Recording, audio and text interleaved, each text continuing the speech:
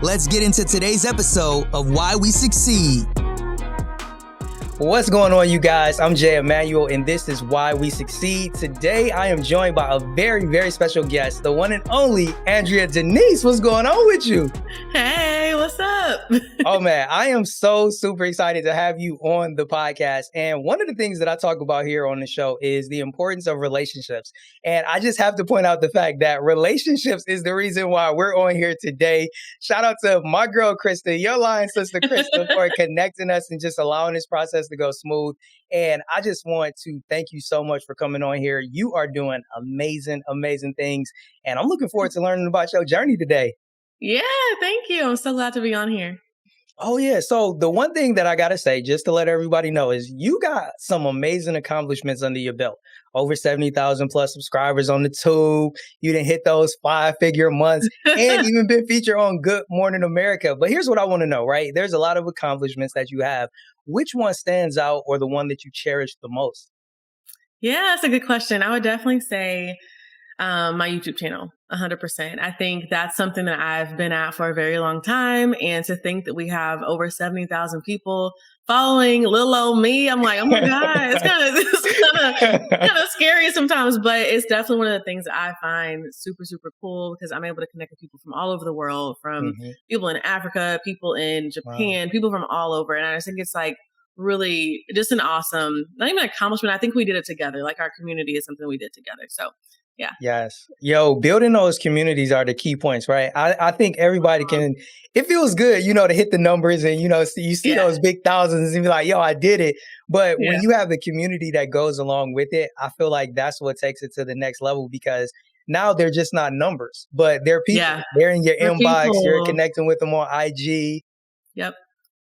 Absolutely. And that's something I say all the time. It's like, it's not just a number. Like every single subscriber you have, like call them people. I got 70,000 people. You know what I mean? Like if you were in an auditorium with 70,000 people, you'd be like, oh my goodness. And so when people are like, oh, I only have 100 subscribers. I'm like, girl, what? Like, what? That's 100 people. So definitely you gotta put the people part into it. It's not just subscribers. These are real people that have taken their time out to invest in your channel. So. Right. And I'm curious, can you remember back when you were first starting your YouTube channel? Is that still fresh in the mind or has it been like so long that you've been big balling out here in these streets that you like, man, I don't even remember that like that? No, absolutely not. It's definitely something where I remember it because I remember when I hit my first 1,000 subscribers, YouTube did like this whole little thing and it was like, you can now fill an auditorium. And it was like this like really cute like celebration. And I remember and I was like, oh my God. And then I remember when I hit 3K, I hit 3,000 subscribers and I got my first brand deal. And it was just like, I remember it so well. And I remember how hard I was going as well. And that's something that I really feel like over the course of this has definitely built my character. So it's just really interesting. And people who have been around since my college days, I did college vlogs. I had, of course, we talked about Krista was in some of them.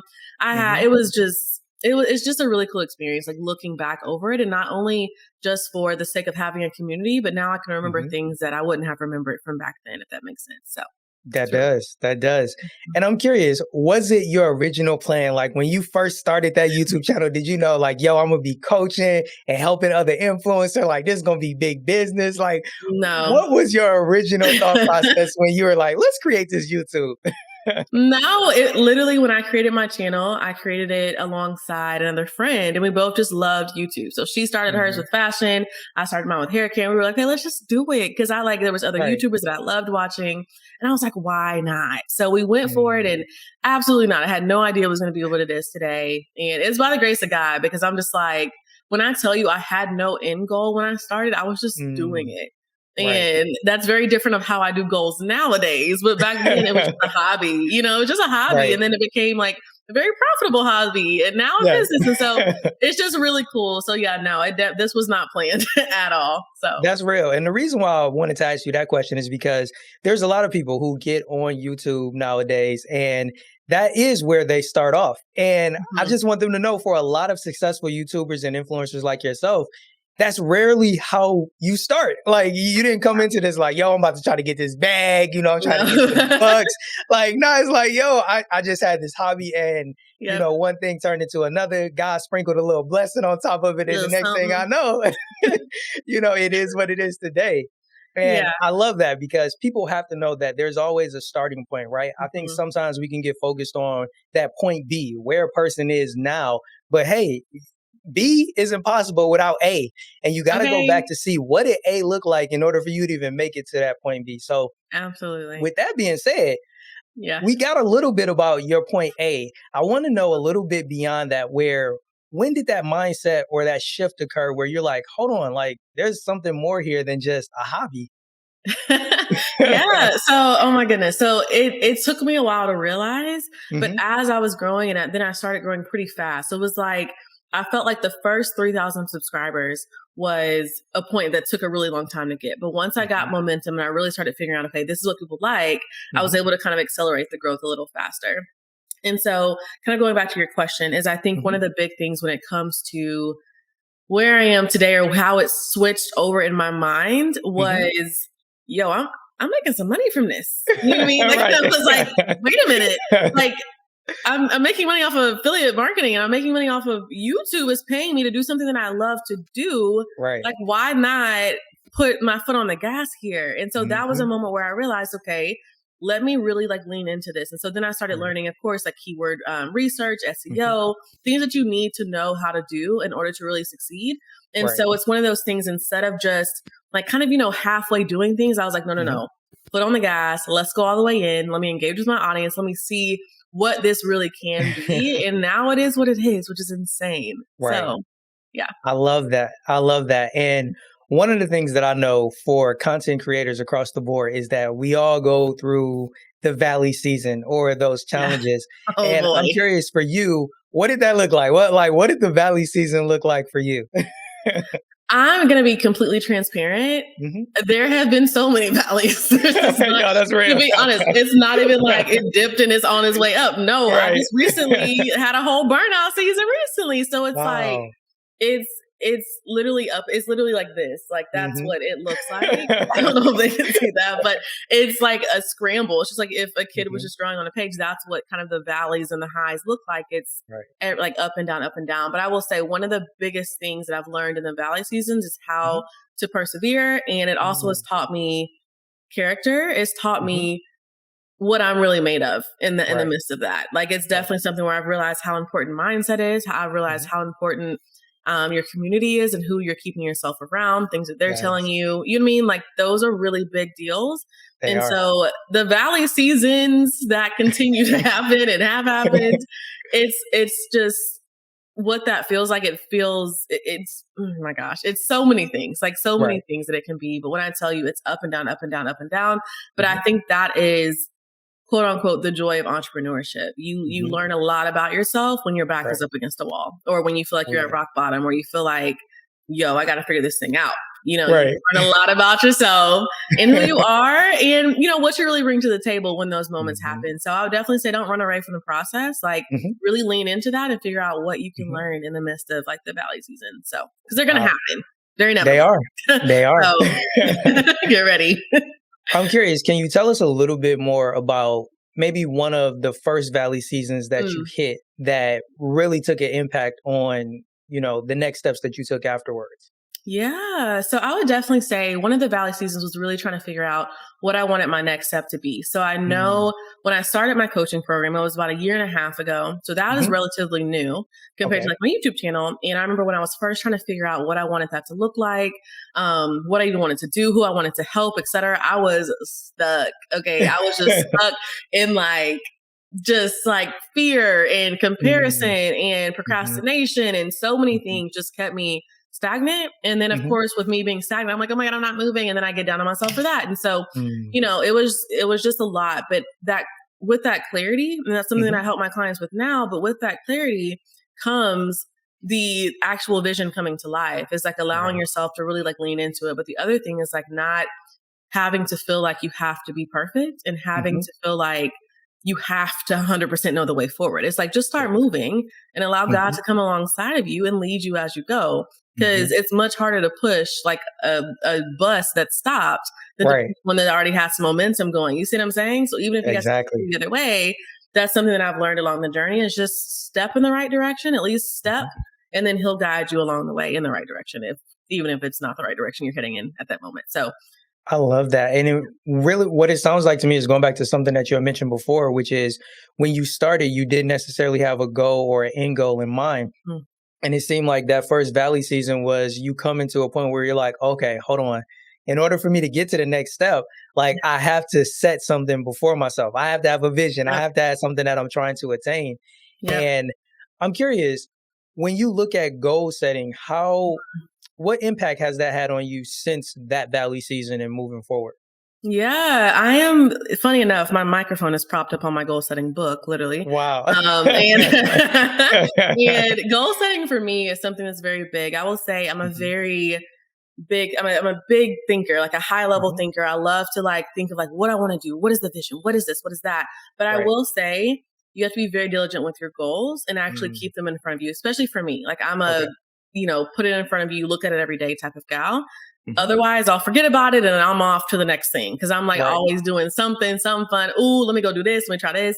And so it's like if I don't stay focused on my actual goals, if I don't plan them out, Mhm. then it honestly is like chaotic. And so all of Mm. December, Mhm. I'm like, I'm off. I like my Right. only goal for December is Mhm. setting my goals for the new year.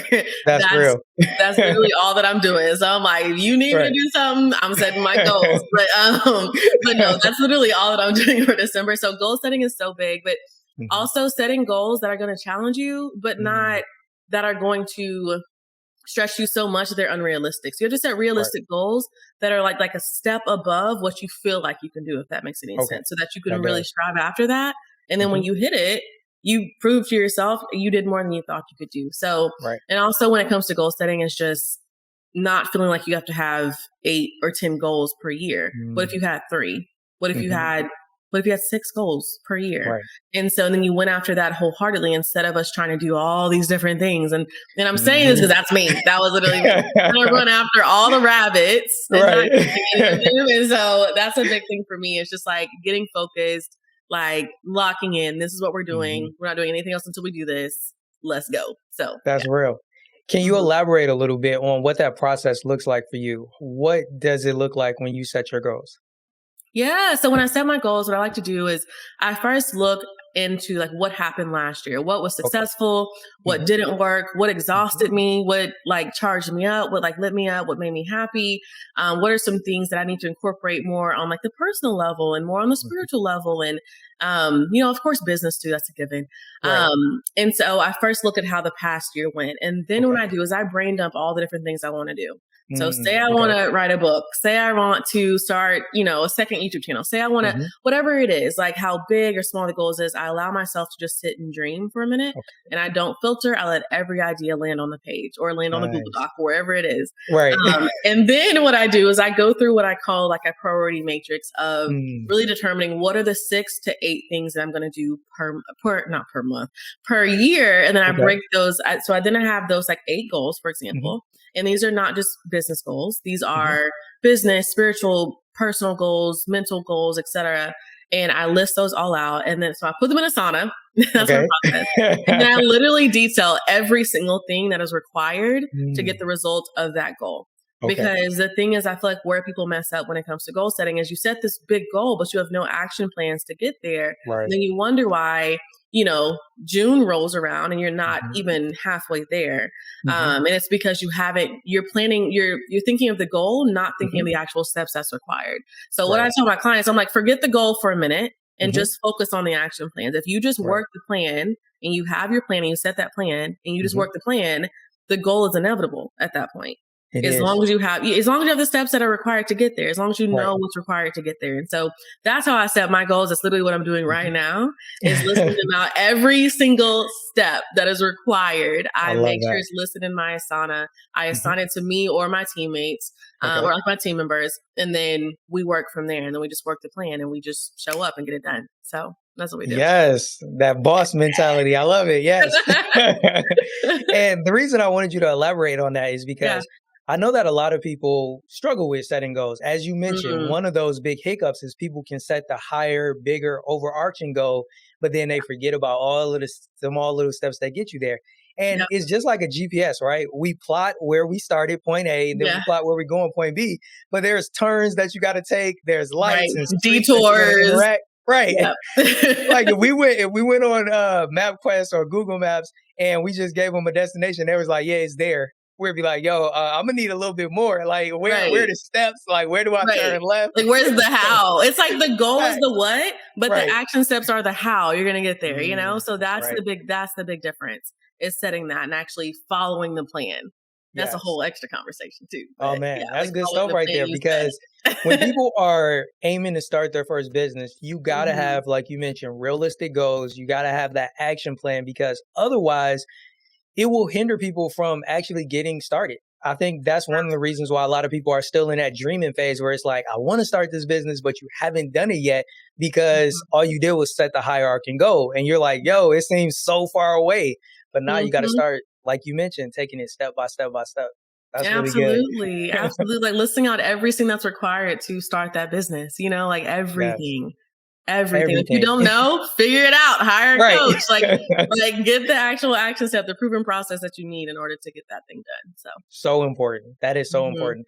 The other thing that I wanted to kind of go back to is you mentioned that, you were in college when you started your YouTube channel.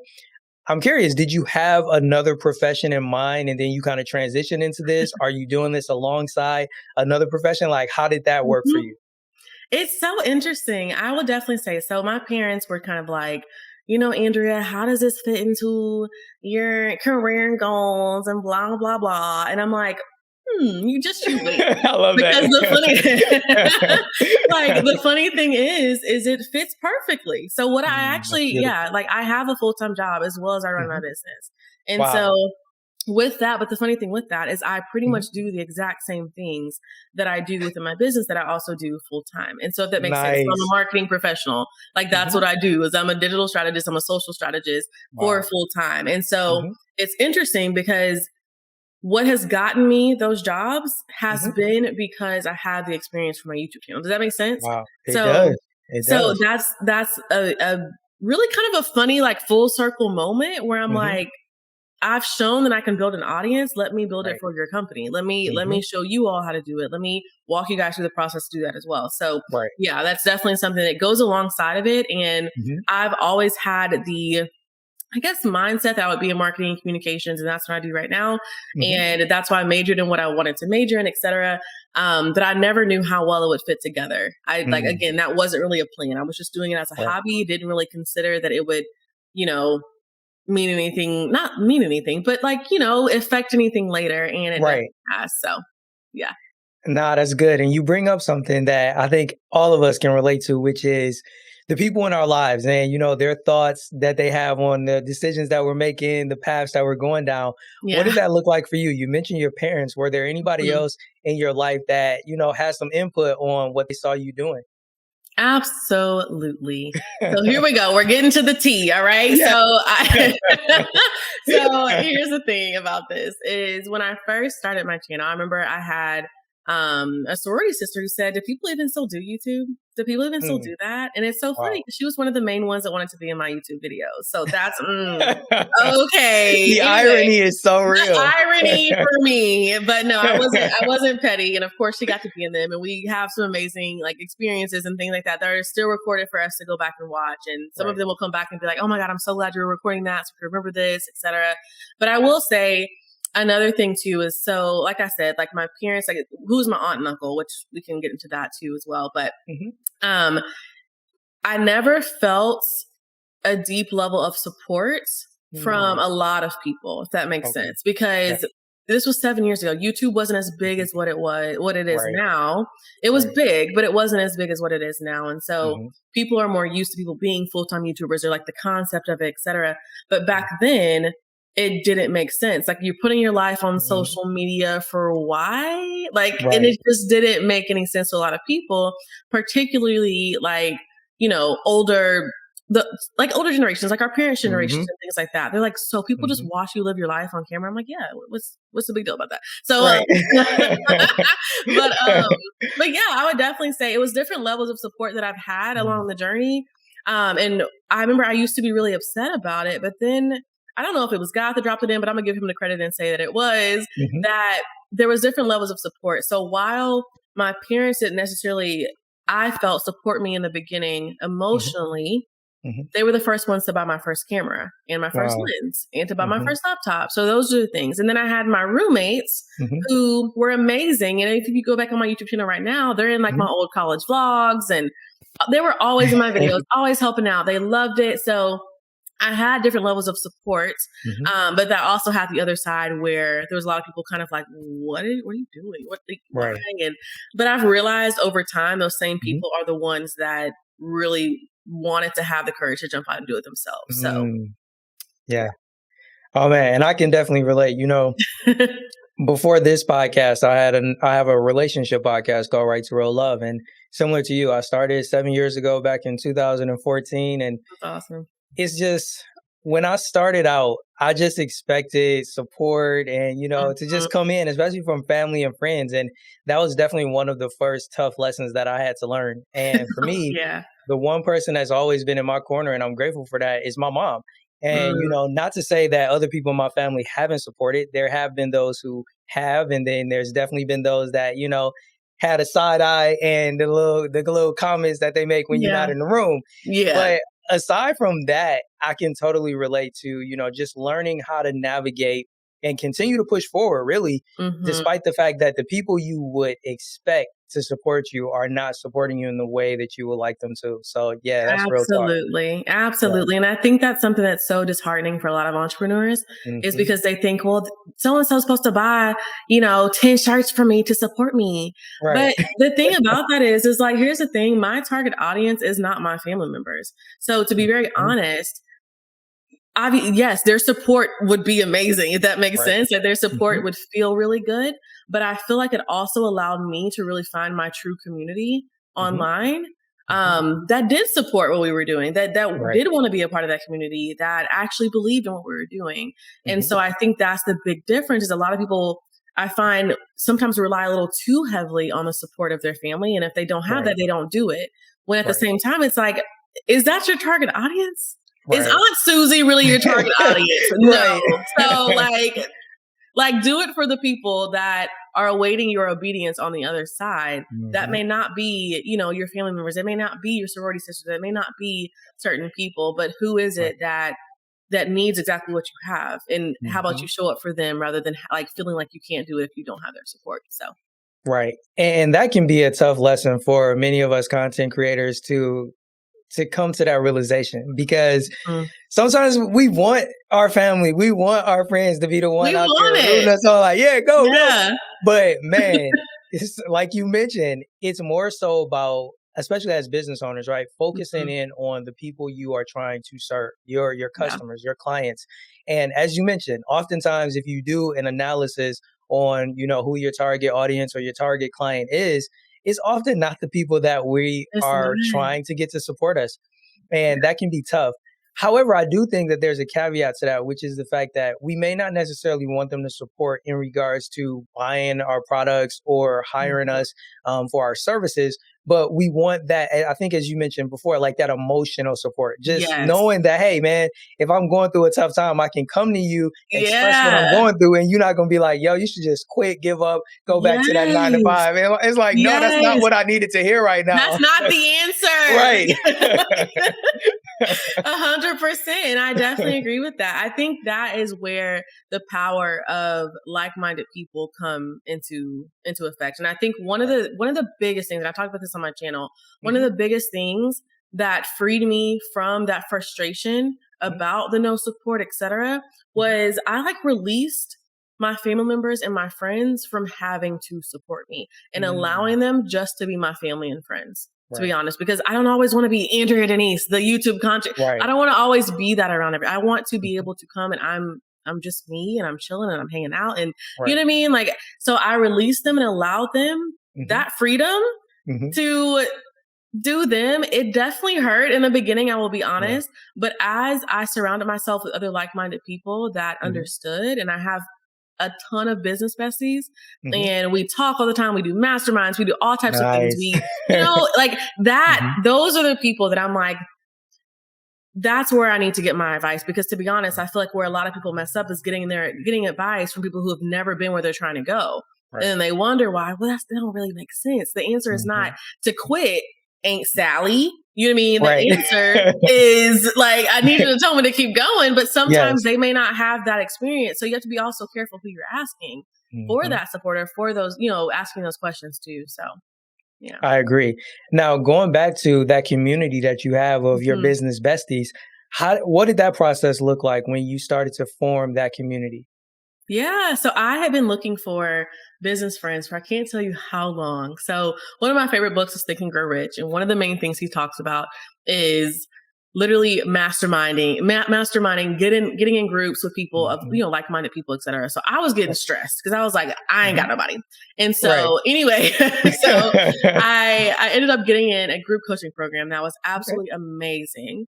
And I like to say I paid for my business friends because every single business friend that I have came from a coaching program or came from somewhere that I like paid to enter, if that makes any sense. And it was that level of commitment allowed us to then be able to connect. Because a big reason people join certain programs is to get to know the other people that are there. And so that's where a lot of my business friends have come from. Like really almost all of them is from coaching programs, et cetera. So that was a process for that. And also when I was in that, like allowing myself to connect with other people, because it's easy to just sit there and just, do the work and just follow what you're supposed to do and just connect with your coach. But it's like, why not get what the full community is for, which are those connections as well. So most definitely. And I'm curious, what's a memorable moment that you can think back on when you think of your business besties being there for you at a time that you really needed them? Yeah. Oh my goodness. Okay. So I'll be honest. Again, I'm very transparent and open. There have been so many times. There's so many times that I wanted to quit, to be very honest with you. It's not always lilies and roses you may see on social media. It's a lot of stuff behind the scenes, especially if you're a solopreneur and you don't have a team yet. It can be a lot, even with the team. Now you have to manage that team. And so anyway, I can't think of one specific thing or time, only because it happens so often with all of us. Like our whole group, we're always somebody down. All right, come on, let's go pick this girl up. Let's go make sure she, remembers why she started, et cetera. So I would definitely say just times where I've been in low points or just like exhausted with business, or say I just got done with a big launch and I'm just like, and it's just like so much, and being able to run to them and say, hey, I need to chat. I don't necessarily need advice right now. I just need to chat. Or there's other times I'm like, hey, what do you think? And so just being able to have those open and honest conversations with them and know that their answer is not going to be just throw in a towel. You'll be all right. You know what I mean? Like it's a different Definitely level. Don't want to hear that. No, I'm like, that's not the answer. Never mind. No. I'm going to ask somebody else. But yeah, like that's definitely something I would say is we voice message all the time via text. I would just say just the consistency part of it is bigger to me than like one specific time, just because there's been so many, literally so many times that we've gone back and forth with each other. So yeah. Nah, that's good. And you mentioned earlier about recently experiencing burnout, and that's something that's real. What did that experience look like for you, and how did you come out of it? Oh my goodness. Yes. So woo! Okay, so what it looks like, and I've been doing a lot of processing. So like I say, I like to really I like to turn my attention kind of inward during December. Like every year, I like to really look, okay, what went well, what didn't? And I really realized some of the reasons why I hit burnout this year was because I was trying to go after too many things. I was chasing all the rabbits. Like they was all moving away from me. I was like, okay, what's going on? And so anyway, all the rabbits were gone. And so anyway, I would definitely say that part, but then also not prioritizing other things outside of business. And that's something that, me and a business friend, we were sitting down and we were doing our yearly planning like we always do. And it was a part in the yearly planning thing that we were walking through, and it was a section called Put Your Points on the Board. And it was okay for personal life and business and spiritual, put all the things on here that you're excited about, the accomplishments. And we looked at that board and we both were like, because the whole board was all business stuff. Wow. And then we both realized, well, that's why we burnt out. Like that's why was because yes, we succeeded in terms of business stuff, but the personal life was slacking. Like my time with God, like increasingly will increasingly decreased over the time period of 2021. And so I'm like, okay, no wonder I didn't feel like full, if that makes sense. Right. Then the other thing is like personal goals that I had. We didn't have many personal goals that were actually achieved. And so when I think of that, and I think of the things that really bring me joy outside of business, I wasn't doing those things. So that's why this year that's why I said the 8 goals that I have also include personal goals, also include spiritual goals, also include other goals outside of business, because just focusing on business to me, like I love business. I love talking about marketing. I love talking about social media marketing, content, and all the things. But I'm like, I also love spending time with my boyfriend. I also love taking my dog for walks and dancing and doing the things that I like to do as well. So I definitely think that is something that caused the burnout, as well as comparison, and just a lot of limiting beliefs as well. So. What would you say are some of those limiting beliefs? Yeah, I would say some of the limiting beliefs. The big one is imposter syndrome, and another big one is just comparison overall. I think within the world of social media, we can always be like, well, it needs to look like this. It needs to do this. Like she's doing this, I need to do that. And so if you don't catch yourself in that, it's really, really easy to fall into that level of comparison. Well, it's like, if I'm not creating content like this, I can't create it at all. And it's like, what? So it was a lot of comparison, and it was a lot of just like, not in that time, I wasn't introspectively looking at what was the reason to why I felt a certain way. And so once I kind of looked internal, I realized there was a lot of other mindset shifts that I had to make. There were some money mindset things I had to overcome.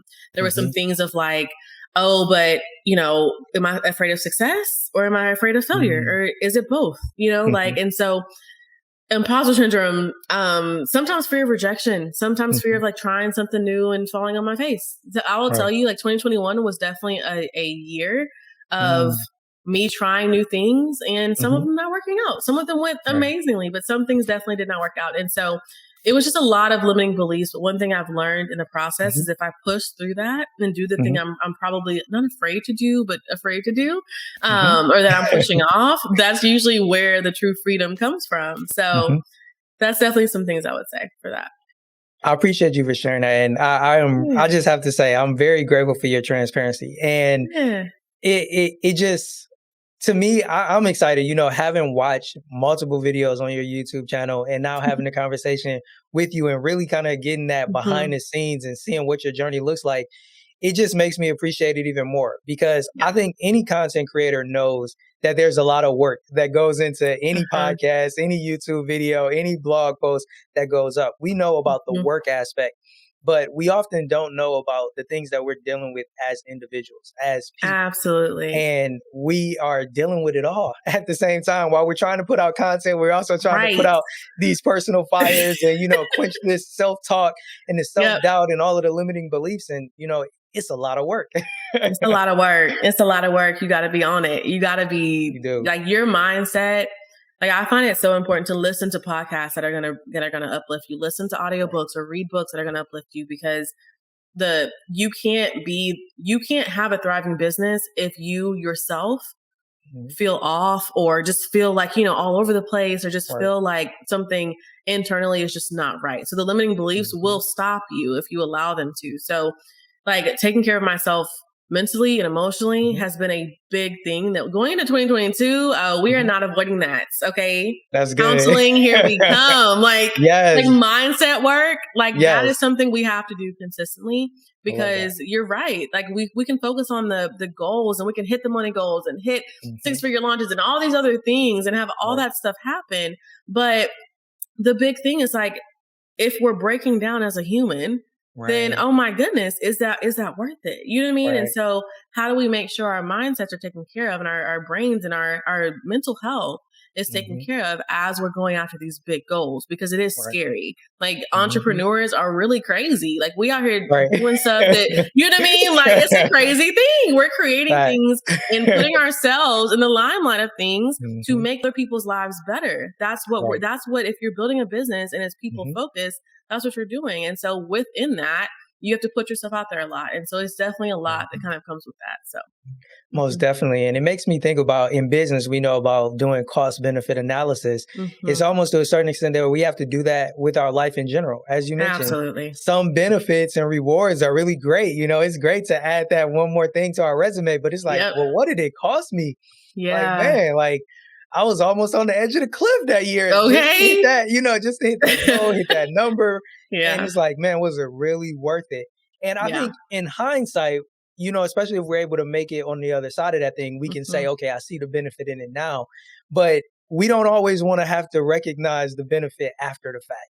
You know, it's better to be able to just, you know, even like it says in scripture, you know, count the cost. You know, if we're able to do that before we even make the first step, that'll put us in a position where we can avoid that unnecessary toiling that often comes along with, you know, trying to hit that goal or, you know, reach a certain metric. Yep. Absolutely. Yeah. Absolutely. It's so good. Now, with that in mind, I'm really curious. You talked about how you've evolved and, you know, a lot of the shifts and the changes that you've made.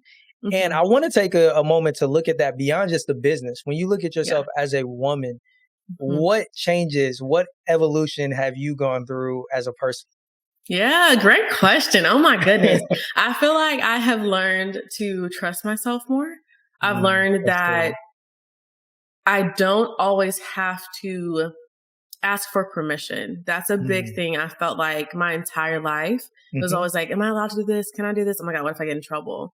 Right. And obviously there's boundaries to that. Don't be out here scamming people, you know, obviously. But there's a level to it where so many people just need that permission to go live the life that God has called them to live. And so for me, it's been trusting myself. It's been like, God, you giving me the yes, so I'm running. And like, come on, God, I'm following you. I'm running after you. Let's get this thing, you know, like, and so I feel like that has a big thing personally that has changed. I feel like my tenacity, I feel like my perseverance, I feel like I know what it's like to be down. I know what it's like to be afraid of just posting that content, of posting that video, of putting yourself out there and being transparent and vulnerable. I know that fear, and I've overcome those things. And so now I'm like, I look back and I'm like, Andrea, but now when the next thing comes up, I'm like, but look back, look what you already did. You know what I mean? Like, look at the things you already overcame. And so it's kind of having that, like that bank that you can kind of store up, and that you're just, you remember those things that you overcame. And I always say to my clients, I'm like, we're not afraid of doing the hard things. Like we're no longer afraid of doing the hard things. So next time something comes up and you're like, oh my God, I got to create this. And we did a challenge, social media challenge called the Your Story Power Challenge. And it allowed my clients to get very, very vulnerable and honest with their audiences. And they were scared. Okay. And to be honest, like I felt for them, and I told them that, but I said, I am so excited for you all to see who you're going to be on the other side. And that's a big thing that I believe in. It's not just hitting goals, but who you're going to be on the other side of you relentlessly going after that goal. Because for me, it's not always about just hitting the goal. A lot of times it's about actually like, who am I going to become by trying to go after this thing? Does that make sense? So you know what I mean? Like that's a big thing for me. It's not just the goal. It's like, as me as a person, like what is that going to look like a year from now when I hit it, or say I didn't, and things that I learned from that experience. So I've learned overall so much about myself, just in general. I've learned so much about God in the process as well. And it's just so much. I'm just like, guys, bring it all. That's good. Yeah. And that's so important, because I think oftentimes you brought out a really good point, which is the fact that sometimes people focus so much on the goal that they don't think about the impact it'll have on you as a person, right? And I'm assuming you and probably a lot of our viewers have seen, you know, different content creators and different people, you know, recently over the past few years, you see these people who were doing big things and you start to see the flaws in their character. And those are the things that I think we always have to keep in our mind is, how bad do I want to hit the goal? Like, absolutely. Am I really willing to sacrifice my integrity, my character? Right. You know, am I willing to take advantage of people just so that I can say I achieved this or add this to my resume? And I would say for me, and I would definitely say from speaking to you that, that's too much. That's too much of a cost. And Mm-mm. you know, some people really look for those shortcuts, right? And the sad thing about it is those shortcuts, they often lead us to a place where we end up compromising our character, compromising the relationships that we've built with people who trust us. And Absolutely. yeah. And you bring up something else that was really good too, which is you said that you learn how to trust yourself. And I think that that's something that people need to focus more so on as well. It's one thing for other people to trust you, but if you're at a point where you're like, I don't even trust me, then that's when we got to go back to the drawing board, because it's like you have to.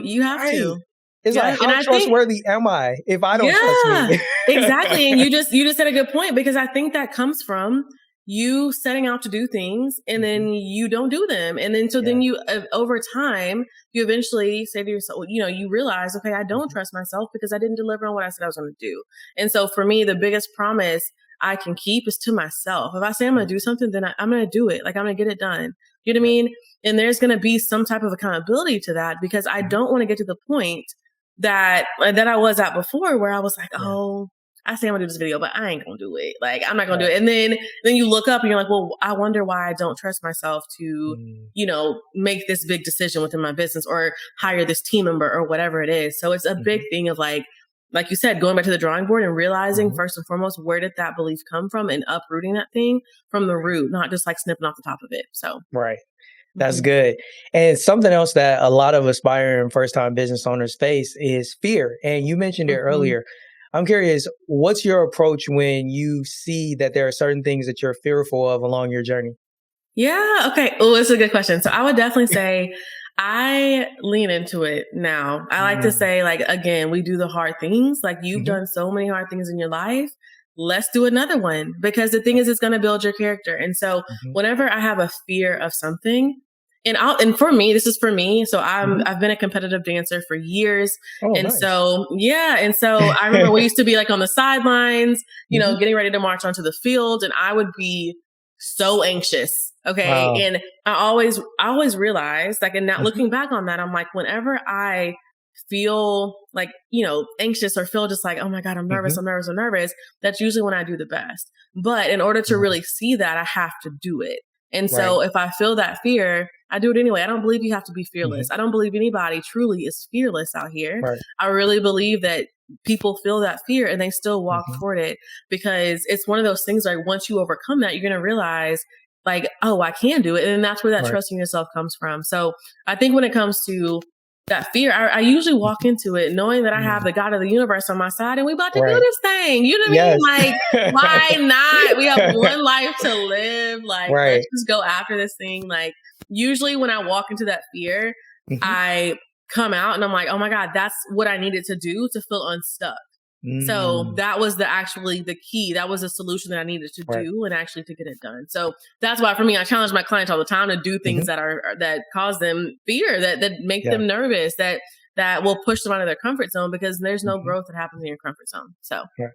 So has that always been your approach, or was that something that you had to develop along the way? Because some people may be like, Andrea, I hear you, but the way I'm programmed right now in this moment, me in this fear, we got a whole different type of relationship. No, it isn't. It definitely is not how I always have been. I will say I used to be very fearful, and it would keep me stuck. And I would be like, okay, well, why is this person progressing and I'm not? Or like, what's going on with this? Or, you know, why is this not happening for me? And once I realized that I could only go so far without stepping into that thing that makes me fearful, I had no choice. And so I would definitely say, I like to use this analogy that I got from Lisa Nichols. And she's like, listen, fear, either get in the trunk or getting in the back seat. Either way, we're going. So you choose where you want to be at this point, but whatever. But at this, like, you may start out and fear's in the passenger seat with you, and then eventually it's in the back seat, and then it's in the trunk, and then you ain't even got it no more. So it's one of those things, like, the more you walk toward it, and I like one of the biggest suggestions I can give is find one thing that makes you fearful when it comes to business or when it comes to personal life, etc., and try it. Just do it. Like, one little thing, not something like go skydiving or something. That's you know, that's a bit nothing different. That puts your life at risk. Okay, that's a bit different. Like, work up to that. Baby steps. Okay, so maybe if you're afraid of putting yourself out there on social, then have a whole, week where you are going live, or okay, that could be extreme too, but like little baby steps too. Okay. If you're afraid of live video, then try doing one live video. That's it. And no matter if you flop or fail or it succeeds, you can always delete it. Ain't nobody gonna remember. They'll be all right. You know what I mean? Yep. So it's like doing little baby steps along the way will help you build that confidence and that trust within yourself. So that's something I would say to anybody listening who's really like, how do I do that? Yeah. You got to take those baby steps, right? Because jumping into the unknown, like just attacking your fears, dragging them along for the journey, it can be challenging. And it's not a mentality that I think, kind of going back to what you mentioned about fearlessness, right? Yeah. I think even adapting that mindset of, just plunging forward into it, but despite the fear, is something that's developed, it's developed over time. And like you mentioned, you just got to keep trying it a little bit here, a little bit there. And like you mentioned, if a person has somebody in their corner, whether it's a coach, whether it's somebody that's an encouraging friend to say, hey, just do it. You got to do it. Yeah. Yep. That's so big. And that's why community is so important. Like, I can't tell you how many times I've had business friends who are like, hey, Andrea, you told me you was going to do this by this date. Where is it at? And so I'm like, oh, here we go. Like, I gotta go do it. So it's same with my clients. Like the other day, I was like, listen, you told me you would have this email funnel up. Where is that? Where is that though? And so she was like, and so she went and did it, though she was afraid of doing it. And so it's just like having those people that believe in you in your corner. And that goes back to like what we talked about with family and friends. Not everybody's going to support you, but find the people who do and like really lean into that and allow that to be a mutually beneficial relationship over time. That's good. Now, there's something else I want to go back to that you had mentioned that I think will really hit home for, people who have a desire to start like an influencer business, become a content creator, and that's comparison. Yeah, I think that's one that never really goes away. Like, at any given moment, if it could catch you slipping, you scroll, you check out the wrong thing, and you're like, oh man, look what they doing, look what I'm doing. And they got a better life than me. Right. So what's your approach to comparison? How do you deal with it? How do you manage it? Oh my goodness. Yeah. So I try not to look at my competitors, to be honest. One of my tactics is to look at what other people are doing within the industry that may not be within my industry, if that makes sense. Okay. So if I know, like, say there's a cooking channel that I love, though I don't do cooking on my channel, I may take some things that they do, if that makes sense, and I may utilize some of those strategies into my content. So I try not to like over consume myself with my competitors, quote unquote, or our collaborators' content. Another big thing too is just, I would say, allowing yourself to be free from the jealousy and the envy and the things like that. Because the biggest thing is like what God has for you is for you. And I truly believe that. And so if you see somebody else being blessed with something that you want, congratulate them. Like pray that God blesses them with more. And so once I started doing that, what I've realized is that comparison a lot of times has nothing to do with the other person. It has everything to do with you and your heart. So first and foremost, I like to heal my heart. So if I find myself jealous over somebody, I'm like, whoa, God. Where is that coming from? What's going on? Let me get that out. Let's pray about this. Like we cast it out. So, like I gotta go. And so I definitely I'm a Christian, obviously, and I pray a lot. And so it's something I do too. But then sometimes I'll be honest, I mute people. So I don't have to see it, and that's real. I've definitely done that. You gotta do. You know what I mean? You gotta mute them sometimes. Like some of my favorite creators, I've had to mute when I wasn't in a good space. Right. Once I found myself in a better space, I was able to unmute them and enjoy their content for what it was. I think also just recognizing that nobody's content is the same, nor is it supposed to be. That's the beauty of content creation and a business. Like no one business is the same, and it shouldn't be, because that would be dumb. But so it's just definitely a big thing of just like fixing your heart and your mindset first before you just kind of start going on a wild blocking spree and muting spree. You can do that too, but allow your heart to be healed and fixed first. So it definitely can be a lot, especially as you're just scrolling like, oh my God, their life is much better than mine. Oh, no wonder they can vlog all the time because they have such an awesome life. And it's like, how about instead of you focusing on somebody else's life, you focus on how you can do what you want to do within your life and within your business. So just taking the focus off of other people and instead saying, what can I learn from that person? But also, how do I heal my heart? And then also like, how do I utilize the things that they're doing to benefit me as well? Because of their same principles. So yeah. And I really like the point that you made about doing that heart check because I think that helps us to be able to identify whether or not we'll be triggered. If we do log on to YouTube and we seeing them pop up in our recommended feed, or we're on Instagram and we see their posts come up.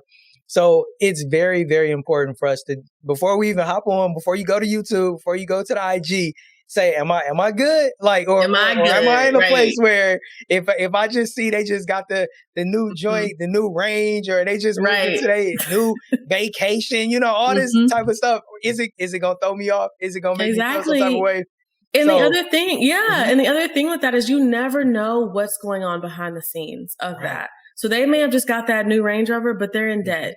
You see what I'm saying? They may have just gotten all. And here's the thing: like, let's also normalize the fact that they could also have that and be great. So it doesn't have to always be like, oh, but you never know. Like, a lot of times you really do never know what's going on behind the scenes and what they traded to get that. So you never I've learned you can't be envious about something if you're not willing to do what that person did to get it. Right. If that makes sense. Real. So if that person, busted their butt to have a $250,000 launch and they did that for 3 months straight, they worked 16-hour days. Are you willing to do that same thing? And if not, you cannot sit here and be in comparison about that or be envious about that same thing. You see what I'm saying? So it's just like, you have to really kind of, again, check your mind, check your heart about it, because there's so many things. But then also the biggest thing too is just allowing yourself, again, to just be free from those limiting thoughts, because you don't know what's going on behind the scene of it. So that's so true. And, one of the things that I learned when I started to learn about like the tax side of business is a lot of times people are posting these things not because they trying to brag and boast, but in order to get that tax write-off, baby, like I got to be on the gram in this whip. You got to get it, right? I got to be out there because I got to justify that this is being used for business purposes. Yeah, I'm an influencer. This is wardrobe. This is my business vehicle. And when I started to see that, I was like, oh, man, maybe people aren't as caught up in these material things as I think. And, they just trying to handle things on the back end to make sure that when tax man come around, it's like, baby, that's a write-off. Like, I'm good over here. I got this for business. Like, Right. And 100%. I think that goes back to something that you mentioned before about money mindset too, which is when you start to see things from different perspectives and you expand your understanding of business, you can see like, okay, man, like, I think that there may be other reasons why people are moving the way they're moving, doing things the way that they're doing. And it allows you to get out, or I should say it allows me to get out my feelings sometimes and just be like, okay, I see what it is. This is business. Like, that's all this is. I can take it personally. But nah, man, they're being a smart businessman or businesswoman, and I can learn a thing or two. It's a perspective shift. Like you have to look, you have to be willing. If you're going to consider one way, you have to consider the other one too. So exactly what you just said. Yeah. So true. Now, one of the things that I think is vitally important to each and every last one of us along our journey are the daily habits that we have. What are some of the key daily habits that you attribute to your success? Ooh, great question. I am actually reworking some of my daily habits, to be honest. That's real. Yo, you got to go in there and tweak it a little bit sometimes. You got to tweak it a little bit. And so especially because, like I said, there were some personal goals I didn't hit in 2020. What year is it? 2021. And so really looking at that. But I would say some daily habits is quiet time with God is one that I really value. I also really want to, this is what I'm working on, okay? But working out every day except for Sundays. That's a different story, but that's coming. That's one daily habit I'll put in there. But that's real. I would also say I am always reading a book. I'm always reading something. I'm always listening to a podcast. I'm always listening to something that's going to expand my mind, that can cause those perspective shifts that are going to help me overall. So I'm like, whenever I'm driving somewhere, I'm listening to a book. Whenever I'm driving somewhere, I'm listening to a podcast. So always doing things like that. I would also say I stay connected to my community and I try to talk to them at least once a day and check in and just say, how are you? Just making sure you're okay. You alive? You good? Yeah. Just making sure, making sure they're okay, like as a person, but then also as a business owner. So I would say those are some daily habits. What are some other of my daily habits? I try to drink a lot of water and just take care of my body because I know that's like, okay, well, how does that relate? But the thing is like, you cannot be at your best self as a business owner if you're not at your best self physically. And so I'm like, I want to be around for my business. I want to be able to be at optimal health for my business. You see what I'm saying? And so then you want to have those things. So trying to take care of my body, trying to eat pretty clean, Overall, I used to be a vegetarian. And so like Nice. I kind of still use a lot of those same tactics, but I usually only eat chicken and turkey now. So I'm not officially vegetarian, but no. But yeah, so just eating clean and taking care of my body and, and getting the necessary vitamins in because, and I'm talking about things that are not necessarily business related because those matter to your business. So those are some of the daily habits I would say have definitely attributed to my success, as well as just having fun with it too. Like business doesn't have to be stuffy. So allowing yourself to have fun and like laugh and, be silly on social and live your life. Like those are things that I always like to incorporate in things because those are places where people are going to relate to you more is whenever you're being a real human because nobody can relate to you if you're perfect. So that's facts. That's facts. And when it comes to your business, what are some tools that help you on the daily? Ooh, I love me a good tool. Okay, so here we go. So I use Airtable to manage all of my content creation. Nice. I use Asana. That's like where I'm doing all my goals and action plans and all that stuff. So I use Asana both for my team as well as like to help manage my team and then also for myself to manage myself. Asana and then Google Docs, of course, Google Sheets, things like that. I use Final Cut Pro when I edit my videos. I have a video editor, but if I need to edit my own videos, I will use Final Cut Pro. Okay. What are some other tools that I use? Audible. I don't know if that technically is a tool, but Audible. That keeps your mind sharp. Those books. Keep my mind sharp. So so Audible. What are some other tools? I have a YouTube video on all the other tools that I use, but those are like some of the main ones that I would say I use a lot. So that's good. That's good. And one quick thing before we transition into our fun little pick 3 segment is how do you define success? Ooh, I define success as you running after the calling that is on your life and doing what you are specifically called for, not what anybody else is doing, not their overall dream goals, but what you are specifically designed for and designed to do. So I define success not just as business, but also professionally, personally, spiritually, mentally. Success I see as overall like a well-rounded person are things that whenever I look at a successful person, that are some things that I would classify somebody as successful is if they have those well-rounded values and things like that. So. Nah, that's good. I love that. I love that. So before we go, I have this fun little segment called Pick 3. What I'm going to do is give you the opportunity to select a random number between 1 and 16, and then there'll be a question that comes along with it. And we'll do that 3 times and kind of see what we learn. Okay, let's do it. So what's the first number between 1 and 16? Let's do 7. It's my favorite number. All right, 7. If you could go back in time, what is one thing that you would change about your business or how you got started? This is a good question. I don't know. I think the one thing I would change is just my mindset. Whenever I got started is, again, more pedal to the metal or more foot on the gas when it came to it because I was really coasting as a hobby for a very long time because I didn't realize I wasn't tracking my numbers. And so that was definitely one of the things I didn't realize how much I was actually making from YouTube until it was tax time. You see what I'm saying? And and so then you ain't got no choice to figure it out. I'm like, oh dang. Like so anyways, and then I realized I'm like, yay, but dang. So definitely tracking my numbers more is something I would say if I go back and do that. But then also whatever I just said, I forgot what I just said, but yeah, the overall mindset of like looking at it not just as a hobby, but as a business. So yeah. I love that. What's your second number between 1 and 16? Let's go 3. Okay, 3. What is a book that you want to read, but you haven't picked up yet? Ooh, I have a whole bunch of books, and how much time do I? Because I can look at my Audible account right now. Please, go for it. Okay, perfect. Hold on, let me pull Audible. Hold on. Hopefully it doesn't start playing. Nah, okay, so some of the books I want to read, but I haven't read yet. Let me go to my wish list. Yes, the wish list.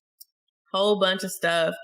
Okay. A big one is the 101 Essays That Will Change the Way You Think is one of the books I want to read. And then also another book is What Happened to You by Oprah Winfrey. I want to read those 2 books. So wow, man, I hadn't even heard of those. I'm gonna have to check those out. See, yeah, look at that. No, I appreciate you sharing that. I'm like, gotta add that to my list now. Sure do. It's amazing. My growing list of books that I need to read. I know I got a long list. Yes, and I will say really quick, the book that I'm reading right now that it helps with productivity and setting your goals for, the new year, whatever it's called, the 12-week year by Brian P. Moran and Michael Lennington, in case anybody's interested. Wow. So you said the 12-week year? Yeah. Okay, cool. Yeah, I'm gonna have to check that out. Yeah, you over It's here awesome. dropping so many gems. I'm loving it. Hey, gotta give them. Yes, I love it. Yes. So what's your final and third number between 1 and 16? Let's go 15. 15. So it says, if you could operate your business or your office in any location in the world, where would it be and why? Ooh. Yeah, anywhere. Oh my goodness. I don't know. Somewhere Dream on the location beach. time. I don't even know, like Bora Bora, or I don't know, man, yes. I don't know, somewhere in Spain. I don't know, just somewhere by the water. Yes. Yeah. Got the whole ambiance, got the beach, the water. Be great for content Great creation. weather, 24/7. Yes, that's the vibe. So I love that. Yo, Yeah. Andrea, this has been such an amazing, amazing time. I really appreciate you for just being so open, so transparent about your journey, the things that you've learned along the way. I know that we are going to I know that our listeners and our viewers are going to find so much value in the things that you share. And before we go, just want to give you the opportunity, pass the mic over to you. Are there any questions you'd like to ask me or any last or closing words you want to leave our viewers with? Yeah. What would you say what was one of the most challenging seasons in entrepreneurship for you? Oh, man. I would say the biggest challenge was me coming to a place where I had to put in the work, because I think I was at a place for a long time where I was like, all right, God, I'm trusting you. Like, I'm doing this much. And, I know you just going to open the blessings from the sky and everything is going to just work out.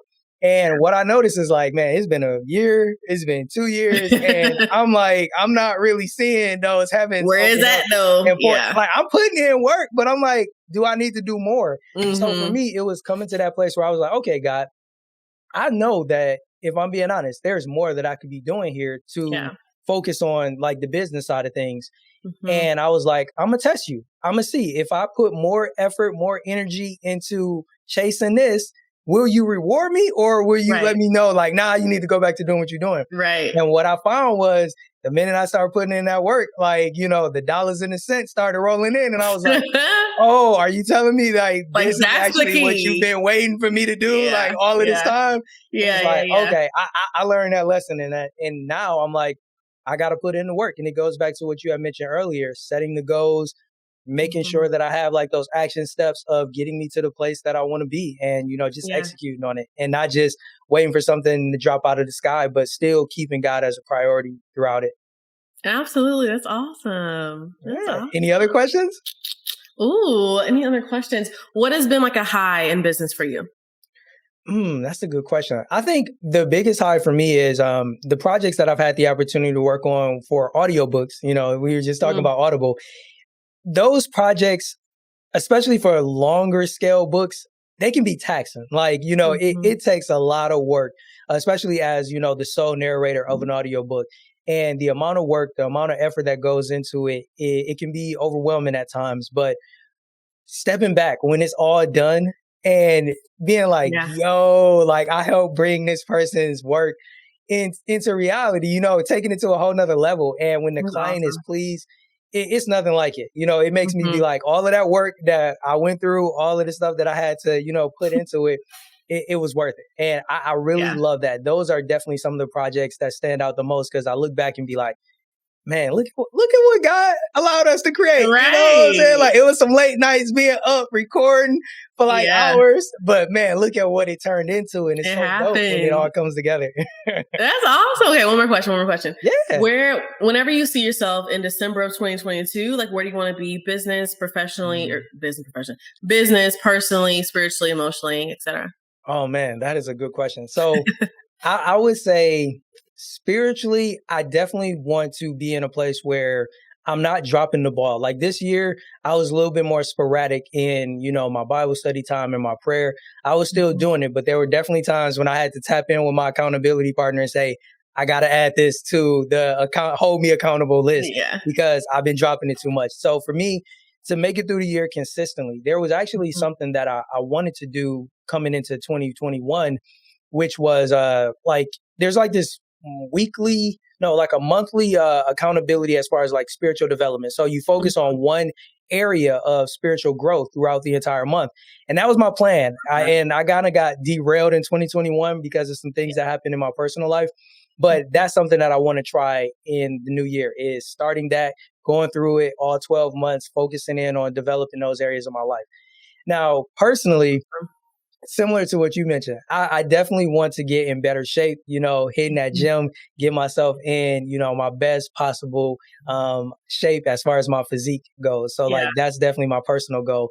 And business, one, having both of these YouTube channels that I'm building right now, both monetized, and also being in a position where, the products are established and the Patreon has a nice community of people that we're serving and helping to grow when it comes to their businesses. And then when the relationship side, helping women when it comes to understanding men and interacting with men and getting to meeting those type of guys that they want to meet. So for me, those are my 3 high level goals that I want to hit December 2022. That's awesome. I love that. Yeah. Now you got me curious. What do you have? I know you're still working on it. What's one? I'm still working on it, but I would say this is a very ambitious goal, but this is something that I'm going to try to do for quarter 1. I want to wait till you hear it. But okay. Hold on, bro. Hold on. I don't know yet, but the one goal that I'm trying to accomplish in quarter 1 is to have all of my YouTube videos batched out for the entire year. So that's something. Oh yeah, now, okay, yeah. Okay, so I'm like, now I see what you mean. But that's how I'm breaking out my years, like really focusing on like 2 projects, like 2 or 3, 2 business projects, and then one personal project per quarter. Okay. And so that's how I'm trying to build it out. So if I can get all of my content, like in terms of YouTube, lined out, and then I just got to schedule it, just have to have my video editor edit it, all that stuff. So that's like a big goal that I'm like preparing for 2022. So. Yo, that's clutch right there, man. Like, I mean, I've definitely been one to plan things, but I don't know if I've ever been able to get all of the content for a year done in one quarter. Like, yo, definitely hit me back in March and let me know like how that worked out. Because if when you succeed with that, I'm gonna be like, yo, you gotta give us the secret sauce on how you made that happen. Everything. And also I will say too, like, so the goal for that is to hit the 100K mark on YouTube. So we're at like 70,000. So that is really the goal for my YouTube channel, is really prioritizing content and just being present on social media, not just always like selling or things like that, but just being a human being on social. Right. So definitely 100K is definitely the goal. So.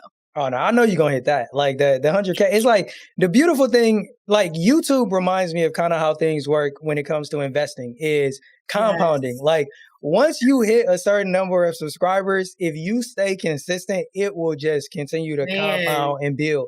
Like I know a YouTuber who recently just hit 100,000. He was celebrating that last Friday. 4 days later, he just had a whole nother 10,000 people. See, that's compounding. Yep. It's like, yo, it took you that long. It took you a year to hit to the 100,000, but then it's like, man, it only took less than 4 days, and you got 10,000 more people added to your channel. That's exactly how it goes. So in the beginning, like that first 1,000 can take a while. Then that first, until that 5,000. Yeah. But then once you start getting the momentum, because I'll be honest, I took a break from YouTube for like a month. Still had, YouTube monetization rolling in. Still had new subscribers, like 2,000 new subscribers, even though I was not like actively pushing out stuff. So that's something, like, imagine if I was to put my foot on the gas there. That's where I'm just like, absolutely, heck yes. So here we go for 2020. Yes, you're going to hit that 100K. I can't wait. Yeah, that's going to be dope. So before we go, definitely let everybody know how they can get in contact with you, show you some love. Definitely go subscribe to the YouTube channel to help you hit the 100K, right? Yes. Okay. So my YouTube channel, thank you. My YouTube channel is youtube.com/Andrea Denise. It's AndreaDenise. And then my Instagram, come DM me, say hi. I don't bite. I'm really nice, I think.